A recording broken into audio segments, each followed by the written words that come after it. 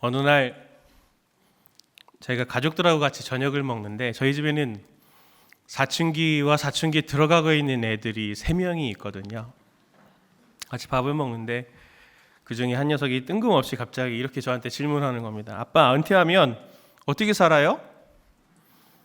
제가 그 질문을 듣고 굉장히 당황했습니다. 맨날 아빠 치킨 언제 먹어요?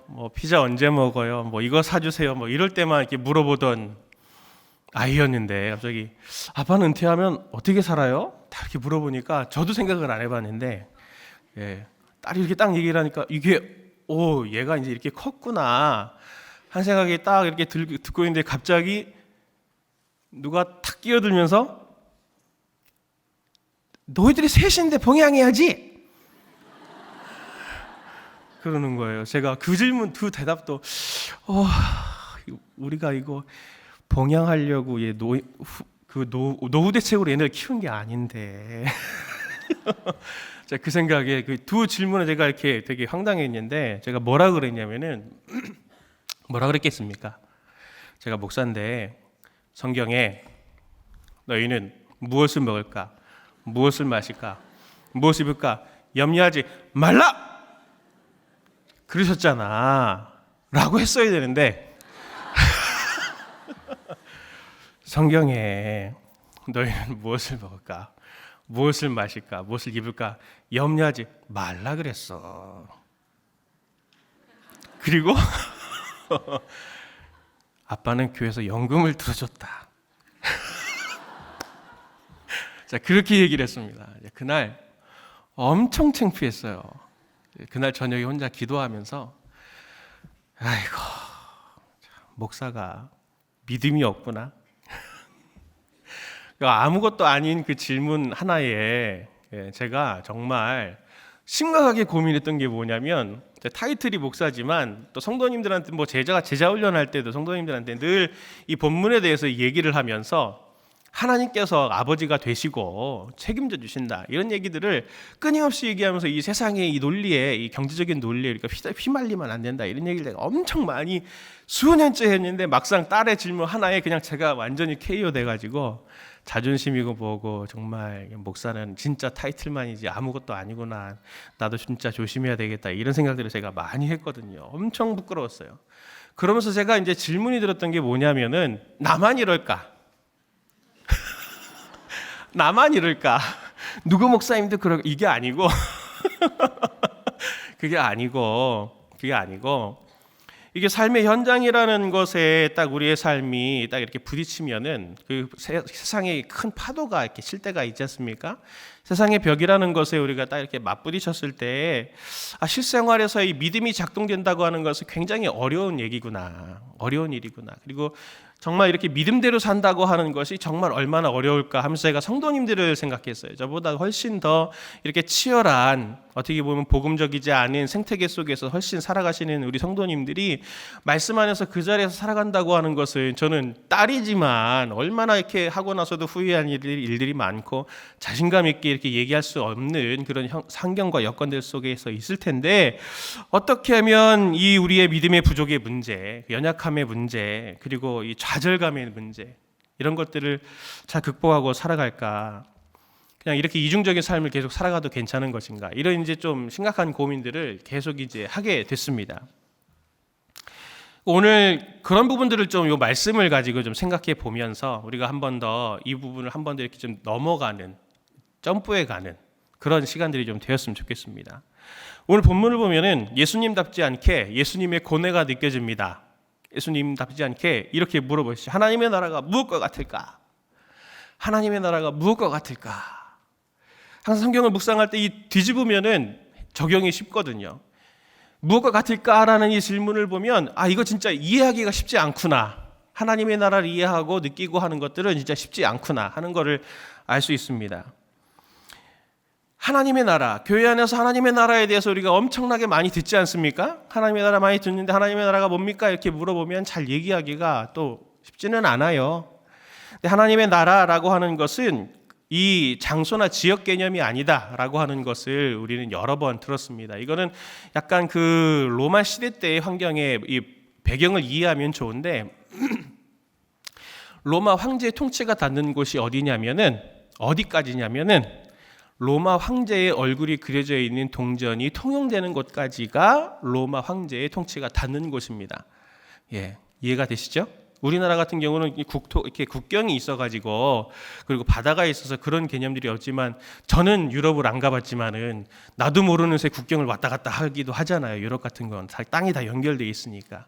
마찬가지로 그 당시에 로마령이다 하면은 로마 황제의 얼굴이 그려져 있는 동전이 통용되는 곳까지가 그 로마거든요. 로마 제국이거든요. 마찬가지로 하나님의 나라는 어디까지가 하나님의 나라냐면은 하나님의 통치하심이 구체적으로 구현되는 곳이 하나님의 나라입니다. 그러니까 우리의 삶에도 하나님의 통치가 닿는 곳이 있고 닿지 않는 곳이 있겠죠. 저 같은 이 미숙한 영혼에게는 아직 제 이 은퇴 후의 삶에 대해서는 제가 아직 고민 안 해봤기 때문에 실감이 안 나서 그런지 믿음이 작동이 안 되는 거죠. 아직 그 부분에는 하나님의 나라가 완전히 구현되어 있다라고 말할 수 없는 겁니다. 저 같은 경우는. 하나님의 나라는 지역적인 개념이 아니에요. 자, 그런데 하나님의 나라가 임하게 되면은 어떤 일이 일어나는가라고 하는 부분에 대해서 오늘 우리가 좀 잘 묵상해 볼 필요가 있습니다. 하나님의 나라 안에 들어가게 될 때, 하나님의 통치가 나타날 때 나타나는 현상에 대해서 오늘 우리가 읽은 누가복음을 보면은 굉장히 독특하게 설명하고 있는 것을 볼 수 있습니다. 예수님은 하나님의 나라가 자신을 통해서 이 땅에 시작이 되었다라고 하는 것을 전제로 하시면서 하나님의 나라에 대해서 사역을 시작하시면서 처음에 이렇게 얘기를 하십니다. 누가복음 4장 18절 19절 말씀 보면 주의 성령이 내게 임하셨으니 이는 가난한 자에게 복음을 전하게 하시려고 내게 기름을 부으시고 나를 보내사 포로된 자에게 자유를, 눈먼 자에게 다시 보게 함을 전파하며 눌린 자를 자유롭게 하고 주의 은혜의 해를 전파하게 하려 하심이라 하였더라 그랬습니다. 하나님의 나라가 예수님을 통해 시작되는데 포로된 사람은 자유를, 눈먼 사람은 다시 보게 함을, 눌린 사람은 자유롭게 되는 은혜가 그런 현상이 나타난다. 또 누가복음 6장 20절 말씀 보면 예수님께서 평지 설교를 하시면서 이렇게 제자들에게 말씀을 하십니다. 예수께서 눈을 들어 제자들을 보시고 이르시되 너희 가난한 자는 복이 있나니 하나님의 나라가 너희 것이며 지금 줄인 자는 복이 있나니 너희가 배부름을 얻을 것이요 지금 우는 자는 복이 있나니 너희가 웃을 것이며 인자로 말미암아 사람들이 너희를 미워하고 멀리하고 욕하고 너희 이름을 악하다 하여 버릴 때에는 너희에게 복이 있도다 이렇게 말씀하십니다. 여기 본문이 마태복음에 나타나는 팔복과 굉장히 유사하지만 다른 점은 뭐냐면 마가복음의 이 본문의 다른 점은 뭐냐면 굉장히 현실적이라는 겁니다. 줄인 사람은 어떤 복이 있습니까? 배부름을 얻습니다. 우는 자는 복이 있습니다. 어떤 복이 있습니까? 하나님의 나라가 임하면 너희가 웃게 된다라고 하는 것을 설명하고 있습니다. 그래서 신학자들은 누가복음을 들어서 얘기를 할 때 무슨 복음이라고 말하냐면 가난한 자들의 복음이다라고 말하기도 합니다. 누가복음에서의 구원은 마태복음처럼 이렇게 영적이거나 어떤 관념적인 개념적인 그런 구원의 개념을 좀 더 좁혀서 그런 영적인 의미에서의 구원만이 아니라 그들의 지옥 같은 삶에서 실질적인 건져냄이 있는 삶에서의 구원이 나타나는 그런 것을 예수님은 실질적으로 주시는 분이다라고 하는 것을 누가복음이 계속 얘기하고 있거든요. 그러니까 정리해서 말씀을 드리면 하나님 나라 안에 있는 사람들이 누리는 현상은 뭐냐면 딱 두 가지입니다. 오늘 본문의 비유에서 나타나는 것처럼 하나는 쉼과 하나는 풍성함입니다. 오늘 본문의 비유가 두 가지가 나타나죠. 첫 번째 비유는 채소밭에 갖다 심은 겨자씨 하나의 비유입니다. 겨자씨 하나를 심었는데 그것이 점점 자라서 나무가 돼가지고 온 새들이 그 나무에 깃들여서 쉰다. 이게 하나님의 나라다. 두 번째, 여자가 가로 서말 속에 갖다 넣은 누룩의 비유. 누룩을 넣으면 서말이라도 엄청나게 많은 말이어도 그것이 점점 퍼져서 결국에는 이스트가 맛있는 빵으로 이렇게 변하게 되잖아요. 풍성함이 되는 거죠. 그렇게 풍성하게 될 거다라고 하는 그런 하나님의 나라 현상에 대해서 오늘 두 비유가 설명을 하고 있습니다. 이걸 조금 더 우리가 말씀을 적용하면서 저희가 좀 살펴보려고 합니다. 하나님의 나라 안에 있는 삶이 어떤 것인가? 첫 번째로는 아버지이신 하나님의 영향력 아래서 쉼이 있게 된다라고 하는 것을 우리가 좀 꼭 기억했으면 좋겠습니다. 겨자씨 한 알 가로 서말 속에 갖다 넣은 누룩, 별 볼 일 없어 보입니다. 보잘것없어 보여요. 사람들이 무가치하게 보이고 또 별로 의미가 없어 보이지만 겨자씨 한 알과 같지만 결국 자라나고 나무가 돼서 그 가지의 모든 새들이 쉬게 됩니다. 동물도 쉽니다. 또 누룩처럼 분명히 들어가게 되면 존재감을 가져서 마침내 그 풍성하게 부풀어지는 그런 역할을 하게 되는 것이죠. 인생들의 문제들 앞에 서게 될 때 성도님들이 오늘도 기도 제목들을 가지고 나오셨을 텐데 어떤 마음을 가지고 기도하십니까? 그 문제들 앞에 설 때에 성도님들의 마음은 어떠세요? 두려우시죠? 불안하시죠? 왜 그렇습니까? 왜 문제들 앞에 서면 두렵고 불안합니까? 저는 제가 하나 말을 만들어 봤어요. 오늘 설교 제목이 고아의식을 버리고 그랬는데 우리 안에는 기본적인 고아의식 같은 것들이 있는 것 같아요. 이 문제들 앞에서는 아무도 나를 돕는 자가 없고 내가 혼자 결정해야 되고 내가 혼자 결정한 것에 대한 책임을 져야 되고 내가 그렇게 좋은 결과를 얻기 위해서는 최선의 노력을 다해야 되고 아무도 그것을 도와주지 않고 나 혼자에게만 주어져 있는 문제다라고 생각하지 않지만 그렇게 생각하고 살아가는 모습들이 있지 않습니까? 안 그러세요? 저만 그런가요? 어려움과 문제가 생기면은 늘 끙끙거리면서 고민합니다. 다른 사람들은 쉽게도 얘기하죠. 그런 거 고민하지 마. 알아서 잘 될 거야. 하쿠나 마타타 하면서 그냥 될 거야. 그 얘기하지만 얼마나 무책임합니까? 최선을 다해서 뚫어내지 않으면은 아무도 그것에 대해서 날 도와주는 사람이 없어요. 그러다 보니까 결국 내가 애를 쓰고 힘쓰다가 결국에는 내가 그것도 할 수 있는 나의 한계가 딱 부딪히게 되면은 그 한계를 발견하게 되면은 사람들은 외로움이라는 것을 느끼게 되고 절망이라는 것을 뼈저리게 느끼게 됩니다. 그리고 우울해지죠.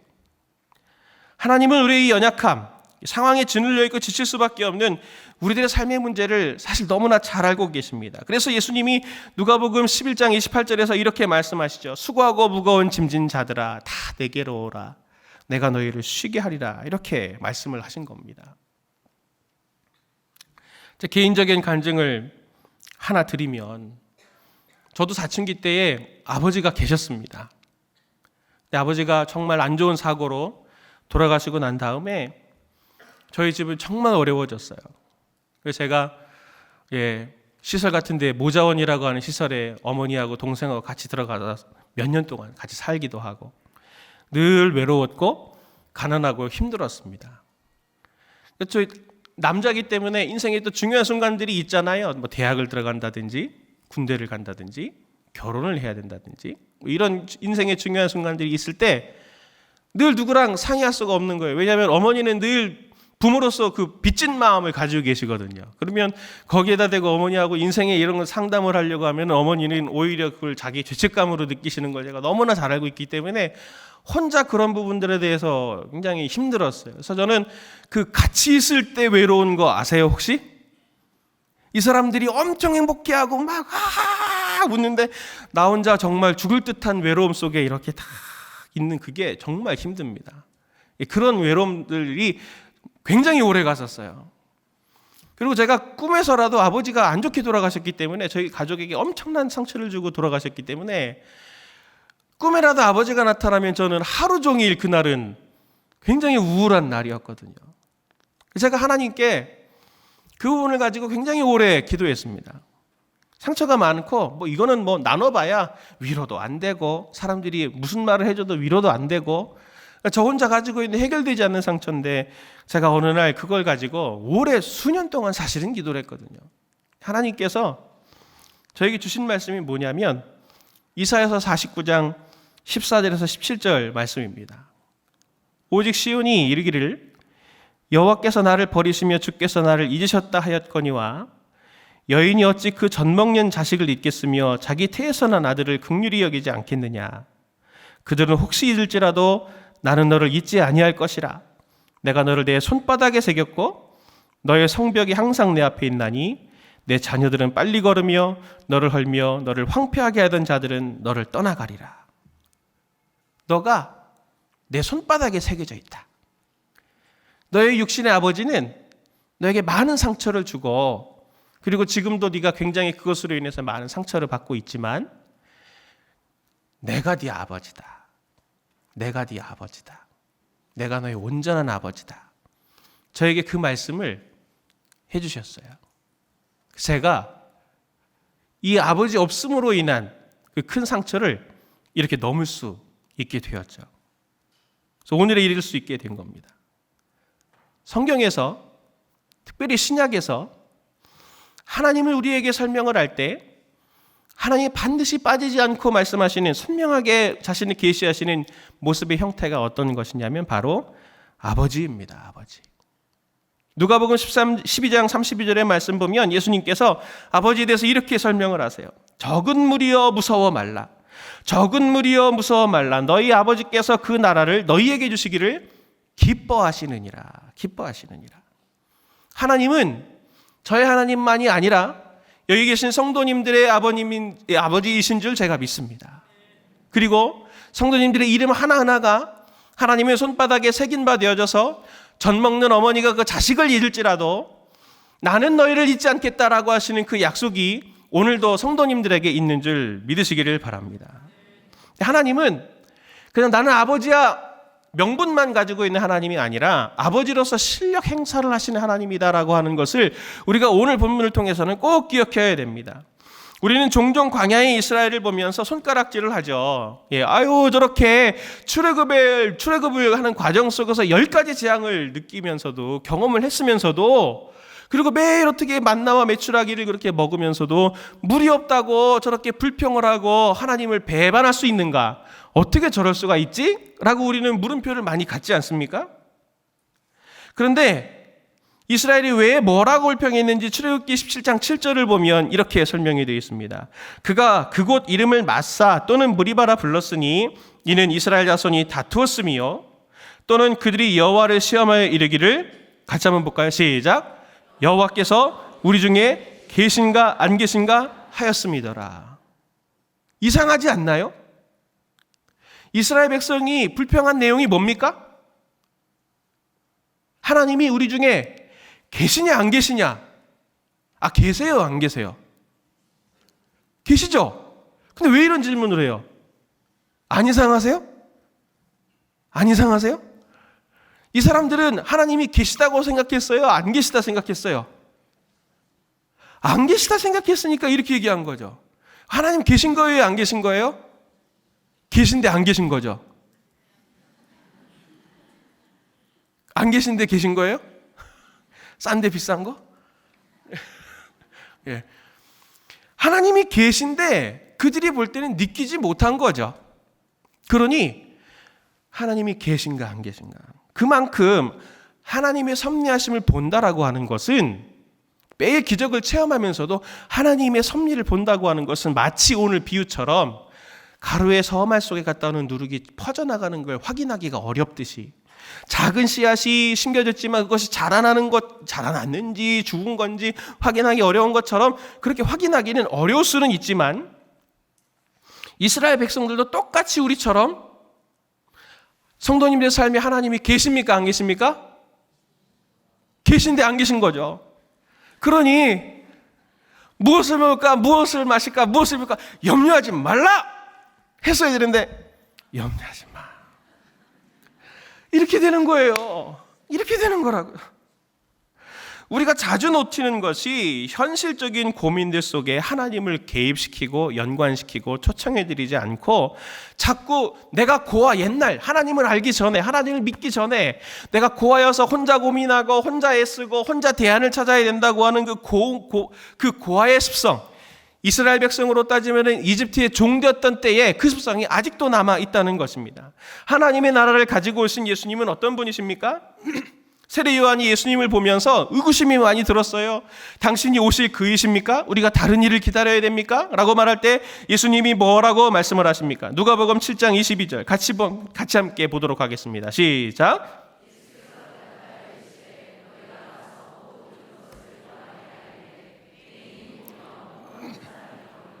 나병 환자가 깨끗함을 받으며 귀먹은 사람이 들으며 죽은 자가 살아나며 가난한 자에게 복음이 전파된다 하라. 아멘.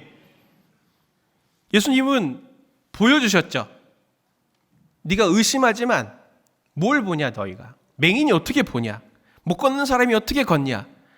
나병 환자 깨끗함을 어떻게 받냐. 이게 사실 다 기적이잖아요. 기적을 보는데도 우리가 다른 일을 기다려야 됩니까? 뭐 어떻게 더 설명을 합니까? 예수님이 오늘 지금 나타내 보이시는 하나님의 나라에 대해서 말할 때 실질적인 부분을 하나님이 건져주시는 것에 대해서 지금 말씀하고 계세요.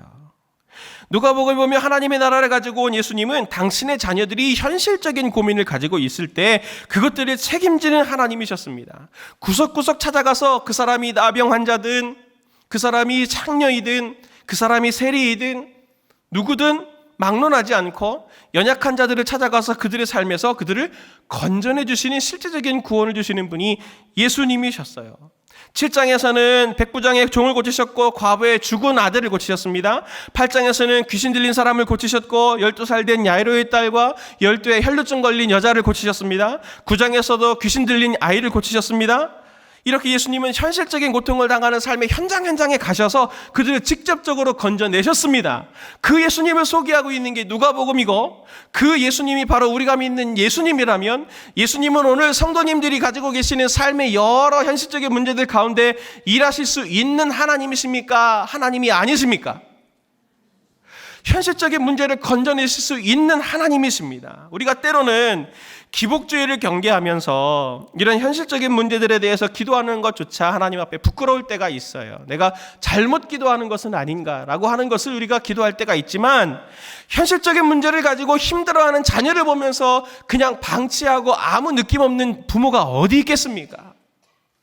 하나님은 성도님들의 그런 현실적인 문제들을 가지고 하나님의 앞에 나아오기를 원하세요. 그 기도의 제목을 하나님 앞에 드리고 하나님 앞에서의 그것이 해결되기를 구하셔야 된다는 것입니다. 버거울 때, 지칠 때, 낙심할 때, 절망할 때 한번 잘 보십시오. 잘 보십시오. 그때 성도님들의 시선은 어디를 향해 있습니까? 분명히 오늘의 내 통장 잔고에, 나의 건강에, 나의 나이에 이런 환경들에 내 시선이 집중되어 있지는 않나요? 환경과 자기 자신의 우리의 시선이 집중되어 있습니다. 그러니 그와 같이 내가 판단하고 내가 대책을 세우려고 하는 것이죠. 누가복음 1장에 세례 요한의 아버지인 사가랴가 천사를 만납니다.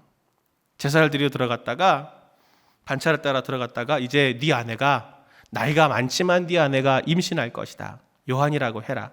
이름을. 그런 얘기를 듣는데 사가랴가 뭐라고 마음속에 품었는지 아십니까?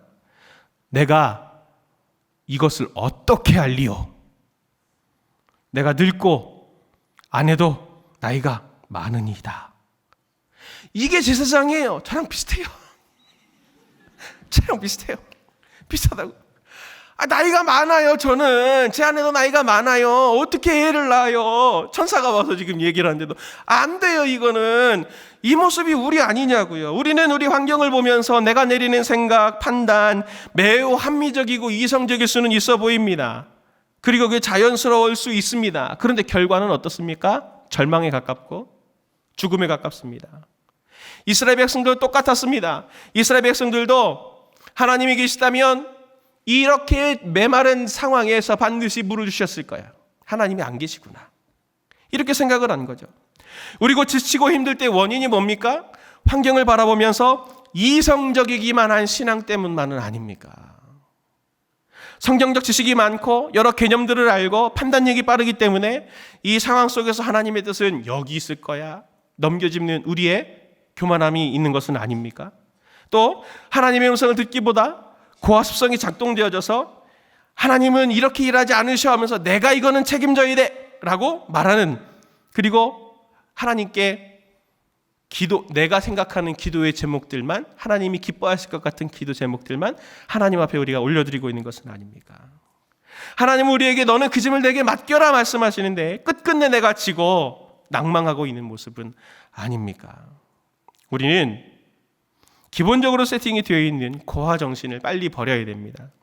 그리고 출애굽 전에 노예 습관 때인 스스로 해결하려고 하는, 무거운 짐을 나 혼자 해결하려고 하는 그 습관을 버리고 현실적인 문제들을 가지고 하나님 앞으로 갖고 나아가야 됩니다. 자꾸 하나님을 성도님들의 삶의 현실적인 문제에 개입시키십시오. 기도로 말입니다. 두 번째로, 하나님의 나라의 안에 있으면 포기하지 않고 하나님을 의지하게 된다라고 하는 것입니다. 고아 정신이 무서운 건 뭐냐면은 심지어 예수를 믿고도 신앙에도 연결이 된다고 하는 것입니다. 신앙생활을 하면서도 열심히 하시려고 그래요. 노력을 하시려고 그래요. 그러시죠? 하지 말란 말이 아니라, 제가 질문을 드려보겠습니다. 하나님의 나라는 왜 필요합니까? 하나님의 나라 우리 필요하잖아요. 그렇죠? 하나님의 나라가 왜 필요하죠? 예수님은 왜 하나님의 나라를 가지고 오셨습니까? 하나님이 인간이 되셔서? 결론부터 말씀드리면 우리 힘으로는 안 되기 때문입니다. 우리 힘으로는. 근데 우리 힘으로는 안 되는데 우리는 한계 상황에서 하나님께 자꾸 잘 보이려고 그래요. 제가 퀴즈 하나 낼게요. 내 몸에 부족한 물. 광고가 있죠. 뭡니까? 2%. 2%가 부족해요. 그래서 이걸 먹으면 그 2%가 채워진다. 그런 이 음료수를 사 먹어라. 광고가 나오듯이 우리는 기도할 때 하나님, 저에게 그 2%가 부족해요. 그 2%를 채워주면 제가 이 문제를 넘어갈 수 있을 것 같은데 하나님 그 2%를 채워주십시오. 우리가 그런 식으로 기도하지 않습니까?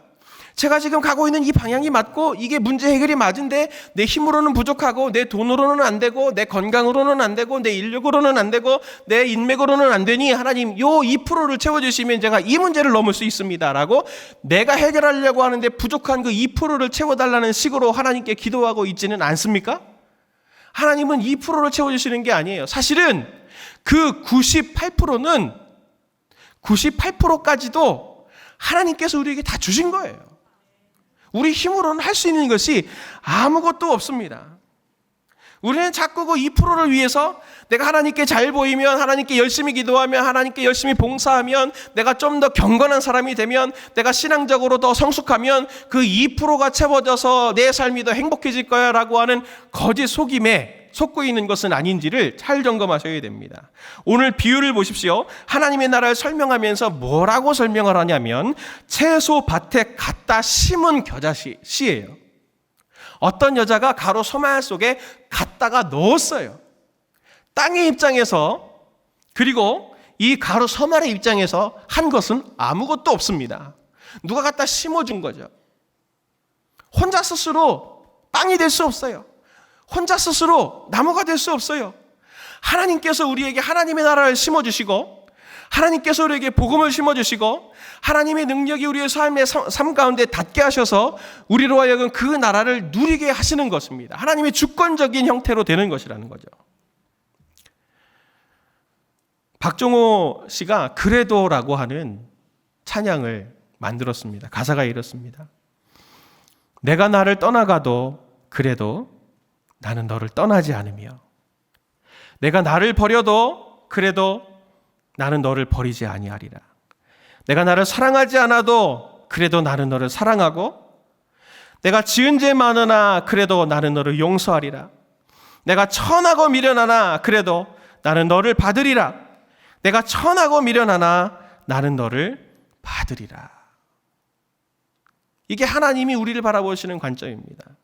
우리를 당신의 손바닥에 새기신 하나님은 우리의 삶의 모습을 따라 우리를 좋아하기도 하시고 싫어하기도 하시고 돕기도 하시고 돕지 않기도 하시고 하는 그런 하나님이 아니십니다. 우리는 믿음 없는 사가랴 같아도 하나님을 배신한 이스라엘에게도 주님은 이렇게 말씀하십니다. 이사야서 44장 1절부터 4절까지 같이 함께 보도록 하겠습니다. 같이 봅니다. 나의 종 야곱, 내가 택한 이스라엘아, 이제 들으라. 너를 만들고 너를 모태에서부터 지어낸 너를 도와줄 여호와가 이같이 말하노라. 나의 종 야곱, 내가 택한 여수르나, 두려워하지 말라. 나는 목마른 자에게 물을 주며 마른 땅에 시내가 흐르게 하며 나의 영을 내 자손에게, 나의 복을 내 후손에게 부어주리니 그들이 풀 가운데서 솟아나기를 시냇가에 버들같이 할 것이라. 아멘. 하나님은 우리를 모태에서부터 지으셨고 모태에서부터 도와줄 여호와다라고 오늘 말씀하고 계시다는 것을 꼭 기억하십시오. 수능이 오늘로 55일 남았더라고요. 55일 들으면 수험생들은 가슴이 덜컥할 겁니다. 또 경제적으로 어려운 분들에게는 날라오는 고지서와 청구서를 받는 순간 마음이 덜컥할 거예요.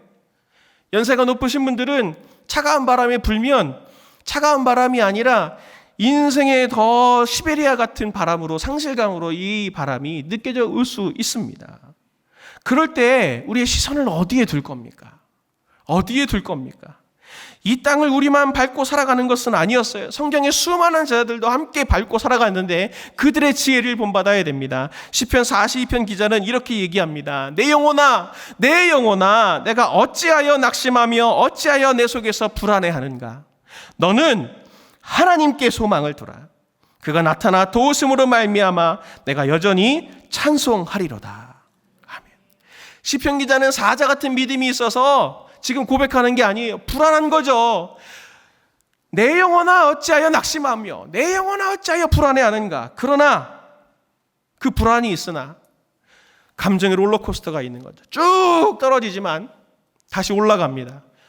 내 하나님께 소망을 두라. 내 하나님께 소망을 두라. 우리가 늘 기도하면서도 이런 감정의 롤러코스터는 있을 수 있어요. 믿음이 부족해서가 아니에요. 우리는 약하기 때문에 상황 앞에 가면 기도하면서도 기도할 때는 승리해서 하나님 모든 상황을 이길 수 있을 것 같습니다. 자, 경제적으로 어려워도 내가 이 수능이라고 하는 이 상황 속에서 내가 두려움이 있어도 내가 믿음으로 승리할 것 같습니다 라고 하다가도 학교에 가면, 집에 들어가면 두려울 수 있어요. 그러나 시편 기자는 거기서 멈추지 않았죠. 내 소망을 하나님께 두라라고 하면서 오르막길이 있는 것을 볼 수 있습니다. 저는 오늘 이 자리에 한 분도 문제 없는 분들이 없다는 것을 안 믿습니다. 다 문제가 있을 거예요. 그러나 기도의 자리에 오늘 나오신 그것이 무엇을 보여줍니까? 오늘 시편 기자처럼 내 소망을 하나님께 두라라고 말하는 그 고백으로 오늘 이 자리에 나오신 줄 믿습니다. 사랑하는 성도님들, 시편 42편 11절에 시편 기자는 동일하게 이렇게 얘기합니다. 너는 하나님께 소망을 두라. 나는 그가 나타나 도우심으로 말미암아 내 하나님을 여전히 찬송하리로다. 오늘 이 시간 우리가 함께 기도할 때 여전히 우리로 하여금 하나님께 소망을 두고 찬송하게 하시는 하나님을 만났으면 좋겠습니다.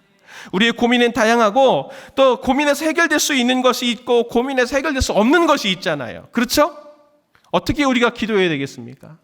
하나님께 이 시간 우리가 기도할 때 이 지혜를 가지셨으면 좋겠습니다. 두 가지를 가지고 기도했으면 좋겠는데 이렇게 기도했으면 좋겠어요. 성도님들이 가지고 온 기도 제목이 하나님이 내게 맡기셔서 내가 해결해야 될 기도 제목이라면 그것은 내가 고민하고 해결해야 될 문제입니다. 근데 기도하면서 이건 내가 한계 상황이어서 이건 내가 고민해서 해결될 문제가 아니에요. 내가 해결할 수 없는 문제예요. 그럼 어떻게 해야 됩니까? 이 문제는 하나님께 맡기는 거죠. 그게 지혜입니다. 하나님께 맡기는 거예요. 그게 하나님의 나라의 입장에서 우리가 할 수 있는 최선의 행동입니다. 병자들, 나병 환자 걸린 사람들, 그 사람들이 자기 힘으로 해결할 수 없기 때문에 다윗의 자손 예수여라고 하면서 예수님을 찾아서 예수님 안에서 해결받지 않았습니까? 내가 오늘 고민해서 해결할 수 있는 문제면 하나님 오늘 내가 그것을 해결할 수 있는 힘을 나에게 주시고, 내가 고민해서 해결할 수 없는 문제라면 하나님 이것은 하나님께 맡기고 하나님께 소망을 두고 하나님의 때를 기다리는 내가 될 수 있도록 믿음을 달라고 기도하는 이 시간 되시기를 바랍니다.